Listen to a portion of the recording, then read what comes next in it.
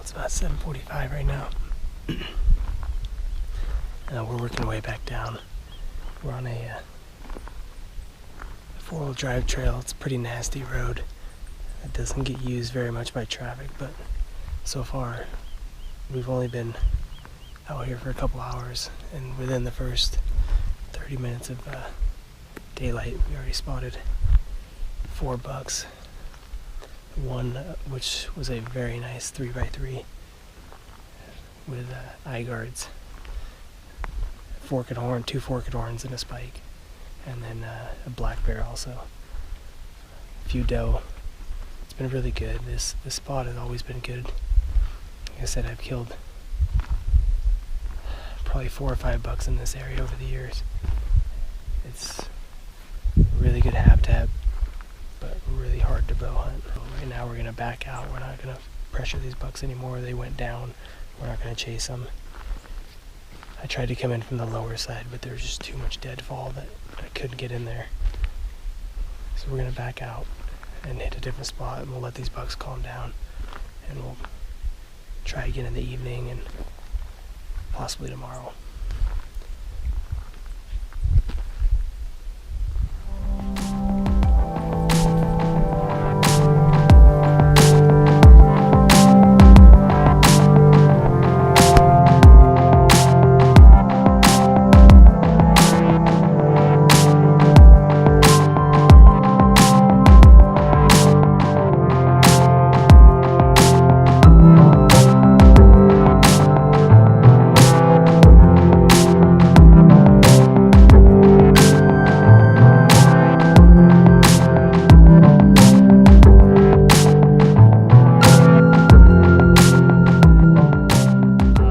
Some good bucks this morning.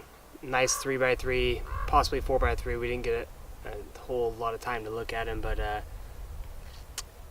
he's running with a couple other smaller bucks. It's the only bucks we've seen all day.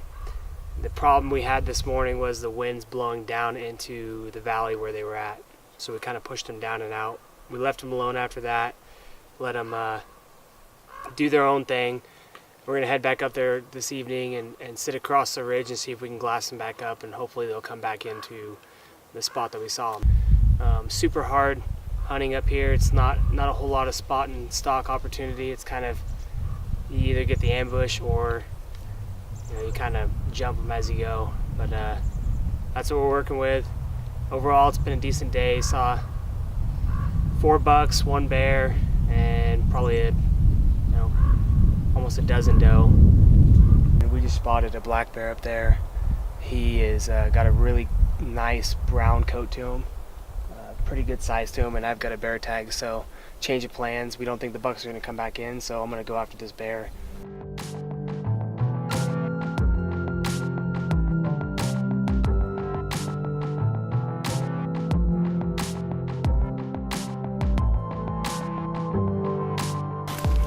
I got about 150 yards from that bear. I just hiked all the way down the canyon, up the other side, and was making my approach. It is super thick, as you can see in here. And I was trying to get up just to get in range to let him kind of work his way down to me. And there's 3 doe that were below him. They were staring right at me. I went to go take a step, slipped, broke a branch, and I watched the doe run off. And that bear, as soon as he saw the doe take off, turned straight up the hill and ran up and over. Man, I'm still stewing over this bear stalk that I just blew. Luckily I got some footage of it before I tromped over there and blew it out. But You know, I wish every stalk went the way you planned, but rarely does it ever. You know, that's bow hunting for you. There's just so many variables that are involved with bow hunting. The wind, noise, other game. The terrain always looks easier than it sometimes is.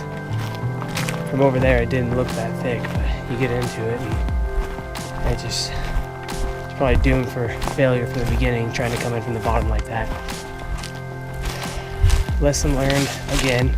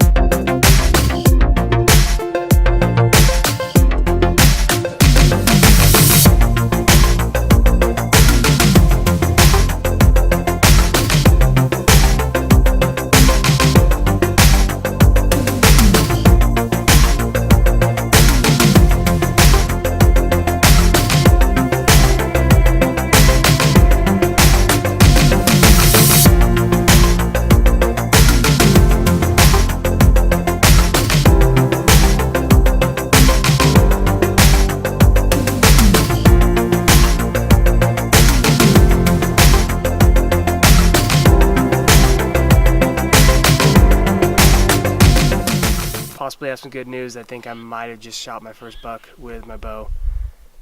We were working our way down this 4-wheel drive trail and we saw a very nice buck standing off the edge of the road. We think it's a group that we saw yesterday, and there's a really nice 4x3 in there. He might even be a 4x4. We don't know yet for sure. As he was, don't get excited, that's not the buck I shot. So as he's working his way down, we watched another few bucks go across the roadway and then work their way down. So our plan is to just keep going past them, park the ATV, leave it running, and then come in on the backside, see if we can get a shot from below. Well, as we do that, we notice that there's a spike standing off the side of the road, so we pass him by and we jump off the ATV, leave it running, and we head over.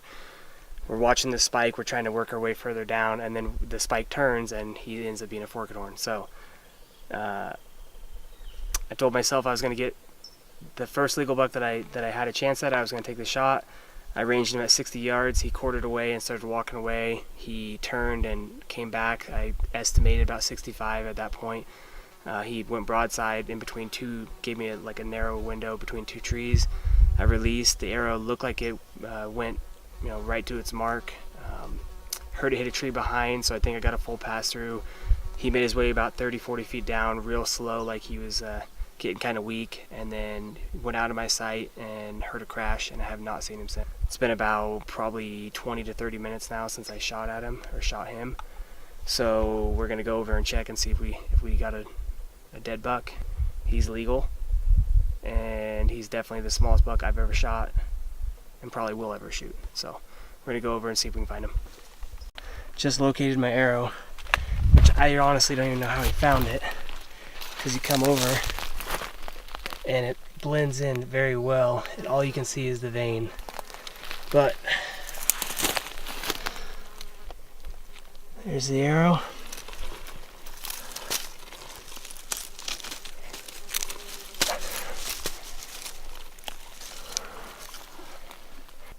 Veins are hard to tell, but they are covered in blood. Like I thought, it looks like a clean pass through. Now we gotta find this buck.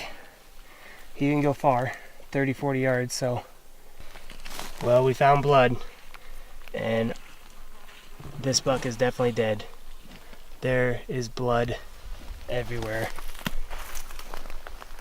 It is just poured out of him all over the brush, the ground.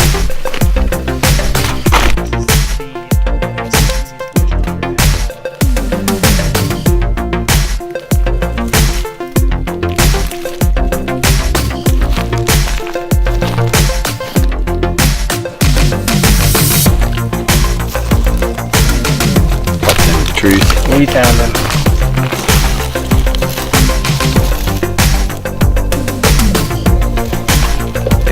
fast card.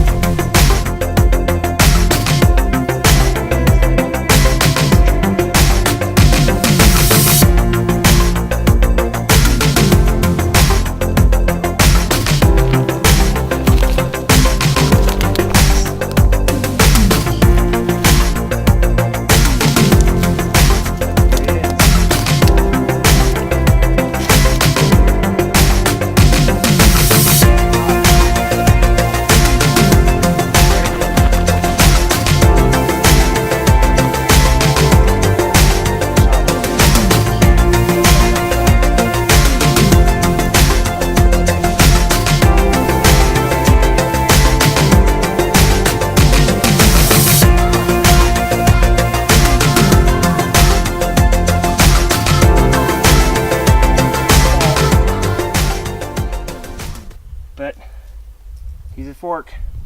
He's legal. He's down. He's going to go in my freezer now.